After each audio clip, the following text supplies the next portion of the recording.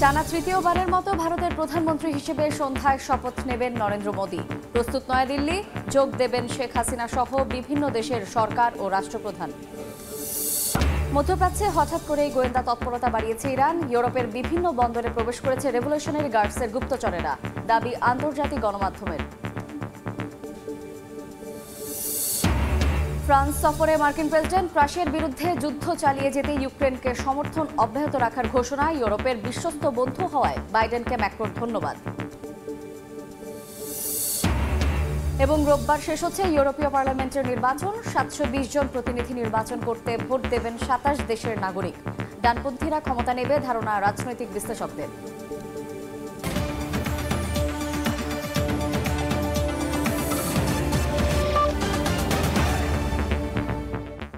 আন্তর্জাতিক সময়ের সঙ্গে আছি আমি শায়লা রহমান ইমা।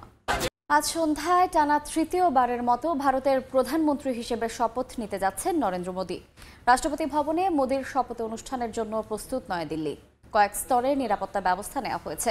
শপথ গ্রহণ অনুষ্ঠান শেষে আমন্ত্রিত বিভিন্ন দেশের সরকার ও রাষ্ট্রপ্রধানের ভারতের রাষ্ট্রপতি আয়োজিত নৈশভোজে যোগ দেওয়ার কথা রয়েছে। ভারত মাতা কি। টানা তৃতীয়বারের মতো ভারতের প্রধানমন্ত্রী হিসেবে শপথ নিতে যাচ্ছেন নরেন্দ্র মোদী। রোববার সন্ধ্যায় রাষ্ট্রপতি ভবনে শপথ নেবেন তিনি। পাশাপাশি প্রায় 30 জন মন্ত্রীরও শপথ নেওয়ার কথা রয়েছে। অনুষ্ঠান উপলক্ষে কঠোর নিরাপত্তা ব্যবস্থা নেওয়া হয়েছে নয়াদিল্লিতে। G20 শীর্ষ সম্মেলনে যে ধরনের নিরাপত্তা ব্যবস্থা নেওয়া হয়েছিল, মোদীর শপথ অনুষ্ঠানকে ঘিরেও থাকছে একই রকম ব্যবস্থা। অনুষ্ঠানস্থল ও আশপাশে নিরাপত্তা নিশ্চিত করতে 5টি আধা সামরিক সংস্থা, NSG কমান্ডো এবং ড্রোন মোতায়েন থাকবে। রাষ্ট্রপতি ভবনের কাছাকাছি বিশাল এলাকা নো ফ্লাই জোনের আওতায় নিয়ে আসা হয়েছে। শুধু বিমান নয়, ফানুস বা ড্রোনও ওই এলাকায় ওড়ানো বা চালানো যাবে না। এ সময় বিশিষ্ট ব্যক্তিরা যে পথে অনুষ্ঠানস্থলে প্রবেশ করবেন, সেই পথে স্নাইপার ও সশস্ত্র কর্মীরা থাকবেন সতর্ক অবস্থায়। এছাড়া ড্রোনের মাধ্যমে কৌশলগত অবস্থানগুলোর উপর নজরদারি করা হবে নিখুঁতভাবে। AI প্রযুক্তি এবং ফেসিয়াল রিকগনিশনের মতো উন্নত প্রযুক্তির নিরাপত্তা ব্যবস্থা রাখা হয়েছে শপথ অনুষ্ঠানকে কেন্দ্র করে। রাষ্ট্রপতি ভবনের চারপাশে কৌশলগতভাবে অবস্থান নেবে সোয়াত টিম এবং NSG কমান্ডো সহ প্রায় 2500 পুলিশ। অনুষ্ঠানে বিশিষ্ট অতিথি হিসেবে ভারতের প্রতিবেশী ও ভারত মহাসাগরীয় অঞ্চলের 7 দেশের নেতাদের আমন্ত্রণ জানিয়েছে নয়াদিল্লি। শপথ অনুষ্ঠানে বাংলাদেশের প্রধানমন্ত্রী শেখ হাসিনা সহ মালদ্বীপ, শ্রীলঙ্কা, সেশেলস, মরিশাস, নেপাল এবং ভুটানের সরকার ও রাষ্ট্রপ্রধানরা উপস্থিত থাকবেন। পাশাপাশি একই দিন সন্ধ্যায় আমন্ত্রিত নেতারা ভারতের রাষ্ট্রপতি দ্রৌপদী মুর্মু আয়োজিত নৈশভোজে যোগ দেবেন রাষ্ট্রপতি ভবনে। তাদের হোটেল থেকে অনুষ্ঠানস্থলে যাওয়া এবং ফিরে আসার জন্য নির্ধারিত রুট থাকবে। সেসব রুটে নেওয়া হয়েছে সর্বোচ্চ নিরাপত্তা ব্যবস্থা। এদিকে নয়াদিল্লিতে এই গুরুত্বপূর্ণ অনুষ্ঠানের জন্য আশপাশের বাসিন্দা এবং দর্শনার্থীদের ট্রাফিক পরিবর্তন সম্পর্কে অবগত থাকা এবং নিরাপত্তা ব্যবস্থা সম্পর্কে জানার পরামর্শ দেওয়া হয়েছে। হাফসাতুন্নেসা, সময় সংবাদ। নরেন্দ্র মোদীর শপথ গ্রহণের বিস্তারিত খবর জানাতে এই মুহূর্তে নয়াদিল্লিতে আছেন সহকর্মী সুব্রত আচার্য। সরাসরি যাচ্ছি তার কাছে। দেখুন, নয়াদিল্লির যে ট্রাফিক ব্যবস্থা সেটি দুপুর 12টার পর থেকেই ঢেলে সাজানো হবে। অর্থাৎ রেস্ট্রিকশন, যে নিরাপত্তার প্রধানমন্ত্রীর শপথ অনুষ্ঠানকে ঘিরে যে নিরাপত্তা ব্যবস্থা, সেটি কিন্তু বেলা 12টার পর থেকেই প্রয়োগ করা হবে। সুতরাং এখনো পর্যন্ত নয়াদিল্লি বা পুরনো দিল্লির যে ট্রাফিক ব্যবস্থা, সিকিউরিটির কারণে সেটা এখনো পর্যন্ত আত্মসাৎ করা হয়নি। কারণ আপনি জানেন, এমনি ছুটির দিন, রবিবার সাধারণ মানুষের বেরোতে হবে, বাজার টাজার করতে হবে, সে কারণে কিন্তু এখনো পর্যন্ত দিল্লির ছবিটা খুব স্বাভাবিক। তবে দুপুর 12টার পর থেকে এই দিল্লির ছবিটা একেবারেই যেরকম ভাবে G20 সময় আমরা দেখেছি যে পুরো দিল্লি জুড়ে নিচ্ছিদ্র নিরাপত্তার চাদরে ঢেকে দেওয়া হয়েছিল, সেরকম ভাবে ব্যবস্থা। সব মিলিয়ে আপনি জানেন যে এই মাহেন্দ্রক্ষণের জন্য কিন্তু অপেক্ষা করেছিল ভারতের শাসক দল এবং জোট। আপনি জানেন যে এই জোট সরকারের যেহেতু সংখ্যাগরিষ্ঠতায় বিজেপি এককভাবে 272-এর মাইল ফলক ছুঁতে পারেনি, 240-এই তাদেরকে থেমে যেতে হয়েছে এবং শরিক দল টিডিপি এবং জেডিইউর উপর নির্ভর করে মূলত এই জোট সরকার বা এনডিএ সরকার ক্ষমতায় বসতে চলেছে। সে কারণেই এই জোট সরকারের কবে হবে কখন হবে নিয়ে যে দোলাচল ছিল সেটি কিন্তু আমরা দেখেছি যে ফলাফল প্রকাশের পরদিনই অর্থাৎ 5 তারিখের সন্ধ্যার পর থেকে অর্থাৎ 6 তারিখে মোটামুটি পরিষ্কার হয়ে যায় যে কি রকম ভাবে কি হবে। এবং প্রথমে মনে করা হচ্ছিল যে শনিবার করা হবে অর্থাৎ গতকাল, সেটা হয়নি এবং পরে আজকের 9 তারিখ সিদ্ধান্ত হয়। আপনি জানেন যে রায়সিনা হলে রাষ্ট্রপতি ভবনে এই যে পুরো প্রধানমন্ত্রী হিসেবে তৃতীয়বারের মতো শপথ নেওয়ার অনুষ্ঠানের যে সুচারু আয়োজন সেটি কিন্তু সম্পন্ন হয়ে গিয়েছে গতকালই কিন্তু আমরা দেখেছি যে সুচারুভাবে যে সম্পন্ন করা সেটি কিন্তু সম্পন্ন হয়েছে। এদিকে জানিয়ে রাখি যে বাংলাদেশের প্রধানমন্ত্রী সহ যে আপনি বঙ্গোপসাগরীয় অঞ্চলের যে 7টি দেশের রাষ্ট্রপ্রধানেরা আসতে শুরু করেছেন। গতকাল বাংলাদেশের প্রধানমন্ত্রী স্থানীয় সময় গতকাল 12:15টার সময় তিনি দিল্লির পালাম বিমানবন্দর ঘাঁটিতে নামেন এবং তারপর তিনি সেখান থেকে হোটেলে চলে যান। এবং তারপর আমরা জানি যে রাতে বাংলাদেশ হাই কমিশনের পক্ষ থেকে প্রধানমন্ত্রীর সৌজন্যে একটি নৈশভোজের আয়োজন করা হয়। সেখানে প্রধানমন্ত্রী ছাড়াও বাংলাদেশ থেকে আসা পররাষ্ট্রমন্ত্রী ছাড়াও আরো বাংলাদেশের প্রধানমন্ত্রীর সঙ্গে যে প্রতিনিধি দল শীর্ষস্থানীয় সরকারি আমলা তারা ছিলেন এবং দূতাবাসের শীর্ষস্থানীয় কর্মকর্তারাও ছিলেন। আপনি জানেন যে এই যে সরকারের আজকে তৃতীয় মেয়াদের সরকার, আজকে মোদী সরকার যে শপথ গ্রহণ করতে যাচ্ছে, এটি জওহরলাল নেহরুর ভারতের প্রথম প্রধানমন্ত্রী জওহরলাল নেহরু 1952 সালে প্রথমবারের মতো নিয়েছিলেন শপথ এবং তারপর 1957 3 টার্ম উনি কিন্তু প্রধানমন্ত্রী হিসাবে শপথ নিয়ে 3 টার্ম কিন্তু প্রধানমন্ত্রী হিসাবে থেকেছেন।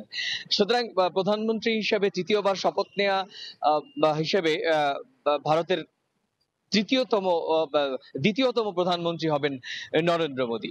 যদিও নরেন্দ্র মোদীর আরেকটি ইচ্ছে ছিল যে রাজীব গান্ধীর 1984 সালের রাজীব গান্ধীর রেকর্ড 413 আসন পার করা, সেটি অবশ্য প্রধানমন্ত্রী নরেন্দ্র মোদীর যে ইচ্ছে সেটি পূরণ হচ্ছে না। ইচ্ছের কথা যখন আলোচনায় আসছে, আপনি জানেন যে বেশ দুদিন ধরেই ভারতের গণমাধ্যম আলোচনা হচ্ছে যে প্রধানমন্ত্রীর ইচ্ছে ছিল যে বিপুল সংখ্যক আসন নিয়ে এই এনডিএ সরকার বা বিজেপি সরকার 400-র বেশি আসন নিয়ে আবার ক্ষমতায় আসবে এবং এখানে কর্তব্য পথে তাদের একটি বিশাল সাধারণ মানুষকে নিয়ে অনুষ্ঠান করবেন। সেইটাও কিন্তু প্রধানমন্ত্রী নরেন্দ্র মোদীর সেই ইচ্ছারও কিন্তু পূরণ হয়নি। এই কর্তব্য পদে হচ্ছে না, রায়সিনা হল রাষ্ট্রপতি ভবনের হচ্ছে, এটা প্রথাগতভাবে এটাই নিয়ম। রাষ্ট্রপতি ভবনেই প্রধানমন্ত্রীর শপথ অনুষ্ঠান হবেন এবং সেখানে আমরা জানি যে রাষ্ট্রীয় অতিথি প্রায় 8,500-এর মতো রাষ্ট্রীয় অতিথি থাকবেন এবং সেখানে সাফাই কর্মীরা থাকবেন, যে বৃহান্নলা থাকবেন এবং বিদেশি রাষ্ট্রপ্রধানরাও থাকবেন। তো সব মিলিয়ে এই ছিল আমার কাছে ভারতের প্রধানমন্ত্রীর শপথ অনুষ্ঠানের আগে যে সমস্ত আয়োজন এখনো পর্যন্ত নেওয়া হয়েছে সেই সমস্ত আয়োজনের আমার কাছে থাকা সবশেষ তথ্য। আমরা সরাসরি যুক্ত ছিলাম ভারতের নয়াদিল্লিতে। ভারতের লোকসভায় বিজেপি নেতৃত্বাধীন এনডিএ জোটের নতুন মন্ত্রিসভায় 4 মন্ত্রণালয় পাচ্ছে নাইডুর টিডিপি, আর নীতিশের জেডিইউ পাচ্ছে 2টি মন্ত্রণালয়ের দায়িত্ব। এছাড়া লোকসভায় বিরোধী দলীয় নেতা হিসেবে রাহুল গান্ধীকেই বেছে নিয়েছে কংগ্রেস। সুব্রত আচার্যের রিপোর্ট।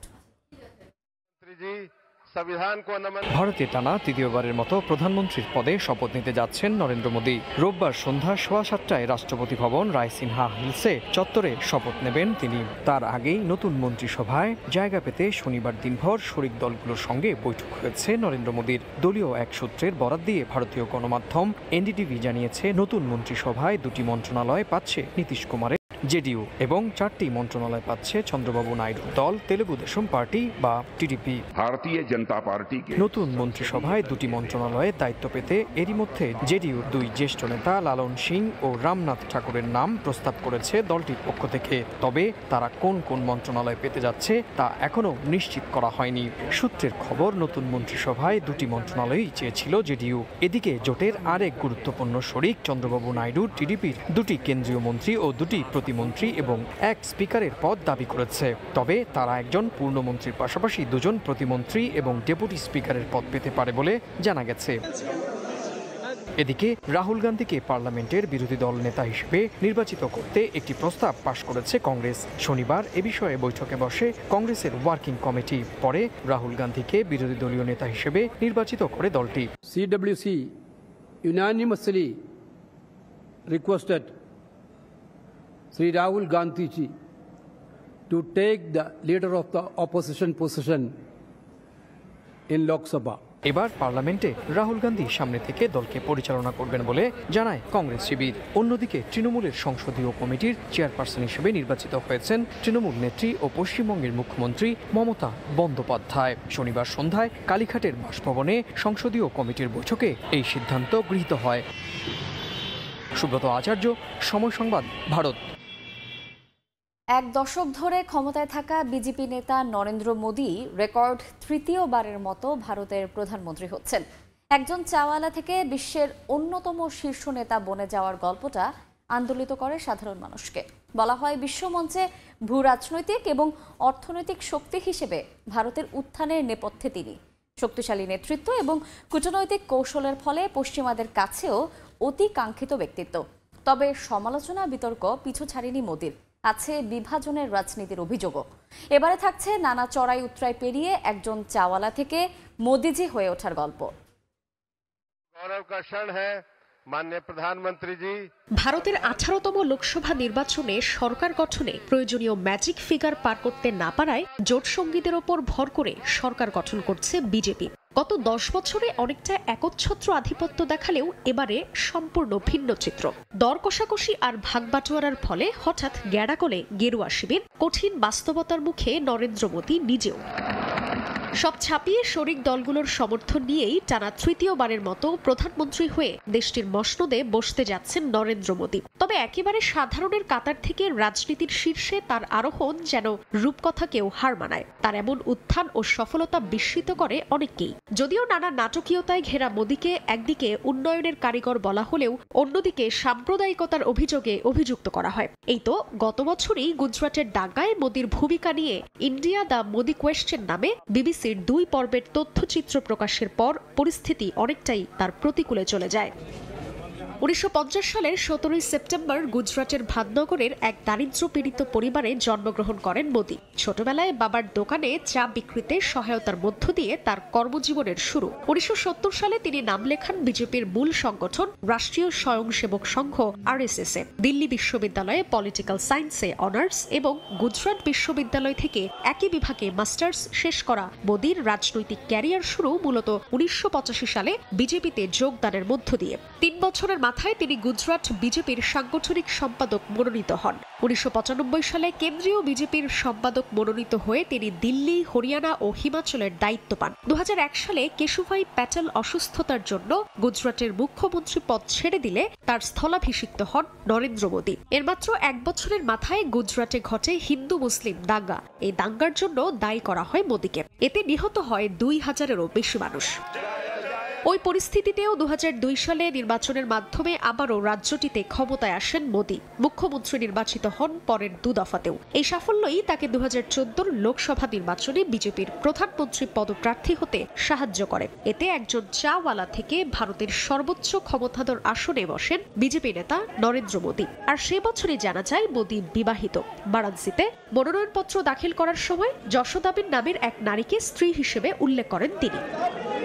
এরপর টানা ১ দশক ক্ষমতায় থেকে অবকাঠামোগত উন্নয়ন, স্বচ্ছ ও আধুনিক ভারত গড়তে তার উল্লেখযোগ্য পদক্ষেপ লক্ষ্য করা যায়। ভারতকে বিশ্বের পঞ্চম অর্থনৈতিক শক্তি করে তোলার কৃতিত্ব দাবি করেন নিজেই। অভ্যন্তরীণ রাজনীতির গণ্ডি পেরিয়ে বিশ্ব পরিমণ্ডলেও ব্যাপ্তি ছড়িয়েছেন তিনি। প্রতিবেশী সহ পরাশক্তিদের সঙ্গে কৌশলী হয়ে সুসম্পর্ক বজায় রাখছেন। যদিও কানাডা, মালদ্বীপ, চীনের সঙ্গে মনোমালিন্যের খবর প্রায়ই শিরোনাম হতে দেখা যায়। বিশ্লেষকদের মতে বিশ্ব রাজনীতিতে ভারতকে প্রাসঙ্গিক ও গুরুত্বপূর্ণ করে তোলার পেছনে মোদির অবদান অনস্বীকার্য। শক্তিশালী নেতৃত্ব ও নিপুণ কূটনৈতিক কৌশলের ফলে সময়ের পরিক্রমায় বিশ্বের প্রভাবশালী নেতা হয়ে উঠেছেন নরেন্দ্র মোদি। জান্নাতুল সাদিয়া, সময় সংবাদ। এবারে নির্বাচনে রাহুলের হাত ধরে কংগ্রেসের ঘুরে দাঁড়ানো শক্তি যোগাচ্ছে গত ১ দশক ধরে হতাশায় ভুগতে থাকা কংগ্রেস সমর্থকদের। দেশটির প্রধানমন্ত্রী নরেন্দ্র মোদীর অনেক কর্মকাণ্ডের বিরোধিতা করা বহু মানুষের মধ্যে আশার আলো দেখাচ্ছে কংগ্রেস। রাহুল গান্ধীর কারণে প্রধানমন্ত্রী নরেন্দ্র মোদীকে এখন যে বুঝে শুনে কাজ করতে হবে তার বলার অপেক্ষা রাখে না। ভারতের লোকসভায় বিরোধী দলীয় নেতা হিসেবে রাহুল গান্ধীকে বেছে নিয়েছে কংগ্রেস। লোকসভা ২০১৪ সাল থেকে বিরোধী দলীয় নেতা শূন্য ছিল। কোনো একক দলকে ৫৪৩ আসনের অন্তত ১০% পেতে হয় লোকসভায় বিরোধী নেতা হওয়ার জন্য। গত ২ লোকসভার নির্বাচনে কংগ্রেস বা অন্য কোনো দল তা পূরণ করতে পারেনি। এবার কংগ্রেস ৯৯টি আসন পাওয়ায় সে সংকট আর থাকল না। তাই এবার মোদীকে বিরোধী নেতার মুখোমুখি হতে হবে।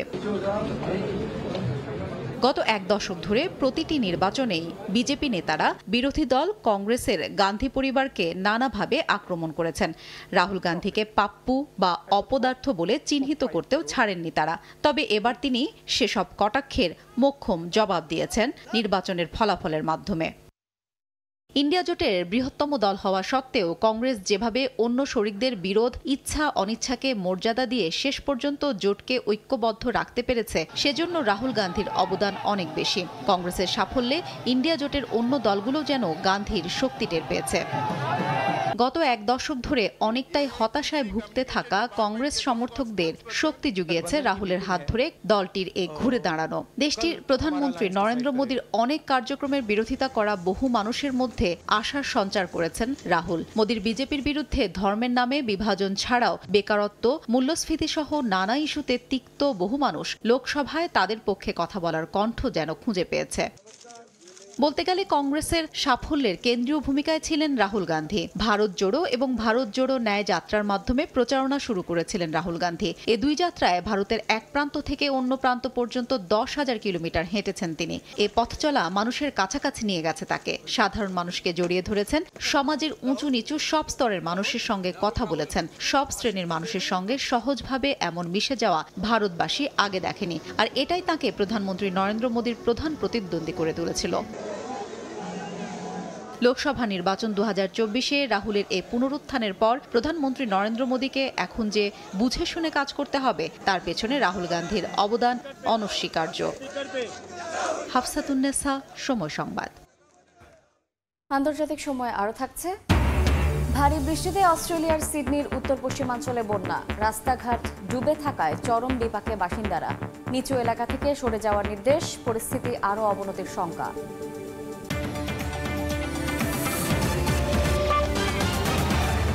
মধ্যপ্রাচ্যে হঠাৎ করেই গোয়েন্দা তৎপরতা বাড়িয়েছে ইরান। দেশটির রেভলিউশনারি গার্ডস বাহিনীর সশস্ত্র গুপ্তচরেরা এরই মধ্যে রোমানিয়া, স্পেন, ইতালি এবং বেলজিয়ামের বন্দরে প্রবেশ করেছে বলে দাবি করেছে বিভিন্ন আন্তর্জাতিক গণমাধ্যম। ইউরোপে গুপ্তচর বৃত্তি এবং বিভিন্ন তথ্য সংগ্রহ করতেই তারা এসব দেশে প্রবেশ করেছে বলে জানা গেছে। ইরানের এমন তৎপরতাকে জলদস্যুতা বলে আখ্যা দিয়েছেন মেরিটাইম অর্গানাইজেশন IOM এর এক বিশেষজ্ঞ।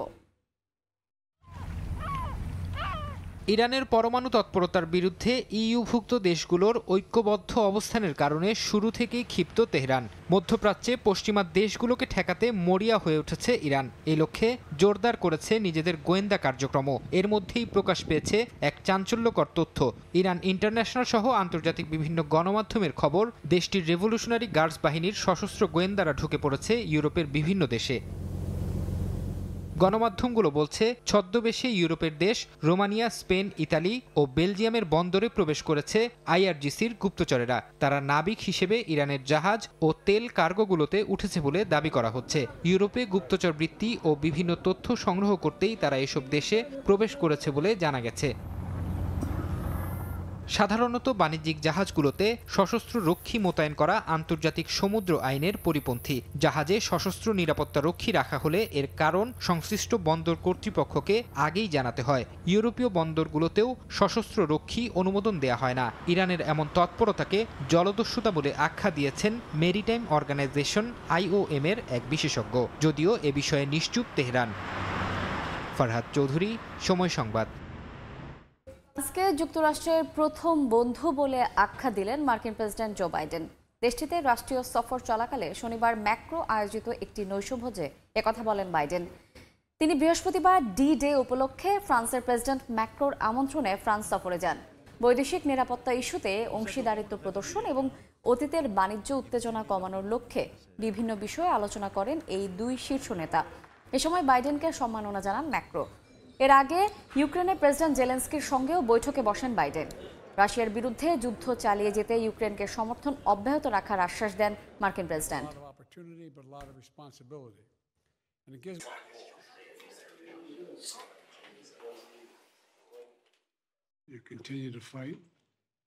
রোববার শেষ হচ্ছে ইউরোপীয় পার্লামেন্টের নির্বাচন।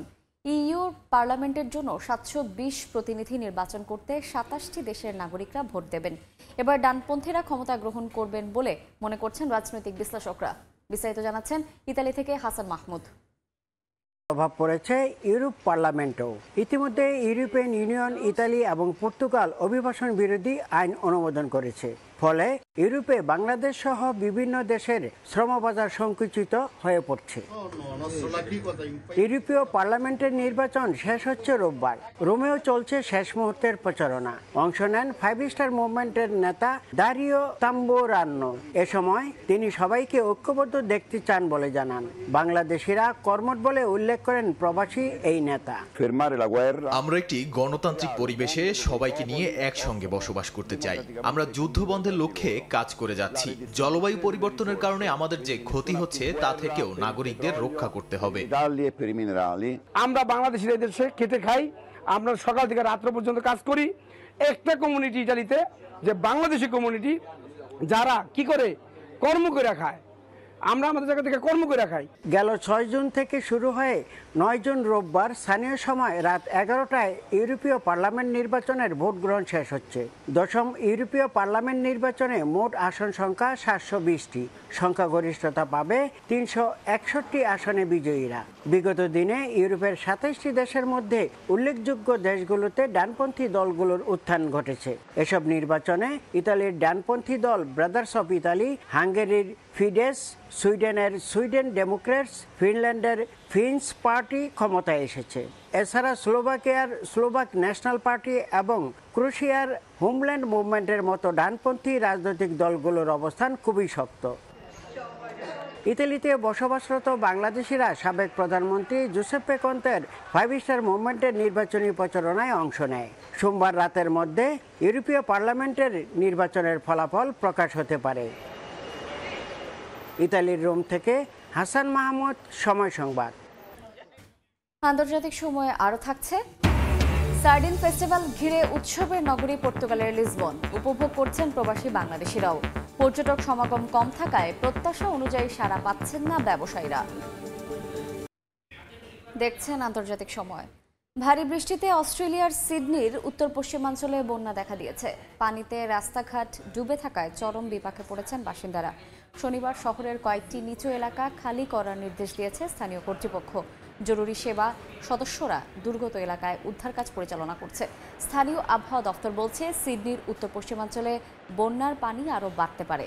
অঞ্চলটির ভারপ্রাপ্ত কমিশনার বন্যা কবলিত এলাকার বাসিন্দাদের নিরাপদ জায়গায় সরে যাবার জন্য প্রস্তুত থাকতে বলেছেন। কয়েকদিনের টানা বৃষ্টির কারণে সিডনির উত্তর পশ্চিমাঞ্চলে আগেই বন্যা সতর্কতা জারি করা হয়েছিল। দেখছেন আন্তর্জাতিক সময়। বার্ষিক উৎসব সার্ডিন ফেস্টিভ্যালকে ঘিরে উৎসবের নগরী পর্তুগালের রাজধানী লিসবন। পর্যটক ও পর্তুগিজদের পাশাপাশি উৎসব উপভোগ করছেন প্রবাসী বাংলাদেশিরাও। তবে আবহাওয়া অনুকূলে না থাকায় পর্যটক সমাগম কম হওয়ায় প্রত্যাশা অনুযায়ী সাড়া পাননি ব্যবসায়ীরা। রেজওয়ানা কাব্যের ক্যামেরায় তারিকুল হাসান আশিকের রিপোর্ট। সেন্ট অ্যান্থনি ফেস্টিভ্যাল বা সার্ডিন ফেস্টিভ্যালকে কেন্দ্র করে ভিন্ন সাজে সেজেছে পর্তুগালের রাজধানী লিসবন। দেশটির অন্যতম বড় বার্ষিকী উৎসব উপভোগে পর্তুগালের অন্যান্য শহরের নাগরিকদের পাশাপাশি বিশ্বের বিভিন্ন দেশের পর্যটকরা জড়ো হচ্ছেন শহরটিতে। জনপ্রিয় ধর্মযাজক সেন্ট অ্যান্থনির স্মরণে ১৩০০ শতাব্দীতে এই উৎসবের যাত্রা শুরু হলেও সময়ের ব্যবধানে এটি পরিণত হয়েছে সার্বজনীন উৎসবে। লিসবনের ওল্ড নেইবারহুড হিসেবে পরিচিত আলফামা বা গ্রাসা সহ পুরো শহরেই নানা ভেন্যুতে চলছে উদযাপন। উৎসবের অন্যতম সংস্কৃতি সার্ডিন মাছের সাথে রুটি খাওয়ার পাশাপাশি পর্তুগালের নানা বৈচিত্র্যময় খাবারের স্বাদ নেওয়ার সুযোগ পাচ্ছেন অংশগ্রহণকারীরা। সেই সঙ্গে নেচে গেয়ে আনন্দ ঘন পরিবেশে সময় কাটাচ্ছেন তারা। উৎসব উপভোগে যোগ দিয়েছেন পর্তুগাল প্রবাসীরাও। এই সময়টাতে প্রচুর গ্যাদারিং হয়, বিভিন্ন জায়গায় সার্ডিন, আমরা গ্রিল সার্ডিন বা বিভিন্ন রকমের খাবারের বিভিন্ন রকম পস্তা থাকে। তবে এবছর আবহাওয়া আশানুরূপ অনুকূল না হওয়ায় উৎসব এখনো খুব একটা জমে ওঠেনি বলে জানান পর্তুগিজরা। এটি লিসবনের সবচেয়ে জমজমাট উৎসব। লিসবনের ঐতিহ্যবাহী নানা খাবারের সঙ্গে নেচে গিয়ে সবাই এই উৎসব খুবই উপভোগ করেন। এটিকে কেন্দ্র করেই লিসবনে এ সময় বহু পর্যটকের আগমন ঘটে। তবে এবছর আবহাওয়া অনুকূলে না থাকায় এখনো তেমনটা জমে ওঠেনি। আশানুরূপ পর্যটক সমাগম না হওয়ায় এবছর প্রত্যাশা অনুযায়ী ব্যবসা না হওয়ার আশঙ্কার কথা জানান বাংলাদেশি ব্যবসায়ীরা। সামার না আসার কারণে ট্যুরিস্টও আসেনি। এই ফেস্টিভ্যালটি মূলত লোকাল পর্তুগিজ এবং ট্যুরিস্টদের নিয়েই মূলত জমজমাট হয়, বাট এবার জমজমাট না হওয়ার কারণে আমাদেরও আশানুরূপ ব্যবসা হয়নি। 12 জুন সকালে সরকারি উদ্যোগে গণবিবাহ, সন্ধ্যায় জনপ্রিয় র্যালি মার্চেস পপুলারেস ও 13 জুন সেন্ট অ্যান্থনি ডে পালনের মাধ্যমে উৎসবের মূল আনুষ্ঠানিকতা শেষ হলেও উদযাপন চলবে মাস জুড়ে। লিসবনবাসীর জন্য উৎসবের মাস June. Portugal day, saint Anthony day সহ নানান উৎসবকে কেন্দ্র করে জমজমাট থাকে পুরো শহরটি। তবে এবছর আবহাওয়াগত কারণে এখনো প্রত্যাশিত পর্যটক পায়নি সার্ডিন ফেস্টিভ্যাল। তবে সামনের দিনগুলোতে উৎসব আরো জমবে বলে প্রত্যাশা সংশ্লিষ্টদের। তারিকুল হাসান আশিক, সময় সংবাদ, লিসবন, পর্তুগাল। আন্তর্জাতিক সময়ের শীর্ষ সংবাদ জানিয়ে দিচ্ছে আরেকবার।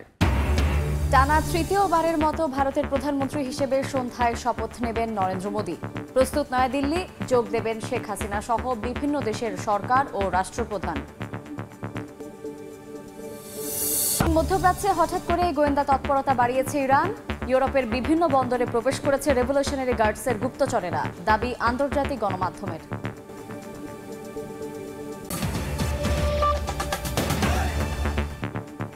এই ছিল আন্তর্জাতিক সময় সংবাদের সঙ্গে থাকবেন সহকর্মী কাজল আব্দুল্লাহ। ধন্যবাদ। সময় সংবাদে ফিরছি কিছুক্ষণ পরেই, সঙ্গে থাকুন সময়ের।